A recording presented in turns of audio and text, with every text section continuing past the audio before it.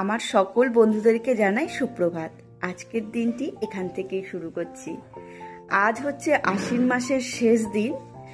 তো আমাদের বাড়িতে কিন্তু আজ এক বিশেষ রান্না হয়। ওই নাম আছে না, আশ্বিনে রাইন্দা কার্তিকে খায়, যেহেতু আমাদের বাঙাল বাড়ি। তো আজকে আমাদের এই রান্নাটা হবে, আর এটা আমরা খাবো কালকে।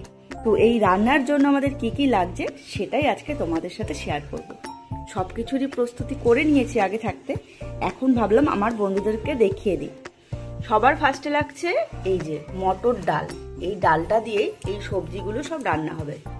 তো এই রান্নার মেন জিনিস হচ্ছে এই যে এগুলোকে বলে শালু। এটা হচ্ছে পদ্ম গাছের নাকি শিকড়, আর এইটা হচ্ছে মাটির আলুর ছড়া, আর এইটা হচ্ছে মাটির আলু। আর লাগবে এই যে শাপলা, কচু, পেঁপে, কাঁচকলা, আলু, বরবটি, মূলো, পটল, থোর, লাউ, কাঁচা লঙ্কা, কুমড়ো। মানে এই তিনটে জিনিস লাগবেই। তারপরে তোমরা নিজেদের পছন্দ মতন সব রকম সবজি দিতে পারো। তো এখন এগুলো কাটাকাটি শুরু হবে, তারপর তোমাদের সাথে রেসিপিটা পারলে শেয়ার করে নেব। বাই বাই বন্ধুরা।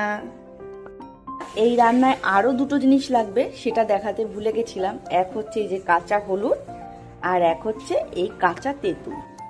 এই তেঁতুলের পরিবর্তে তোমরা জলপাইও দিতে পারো।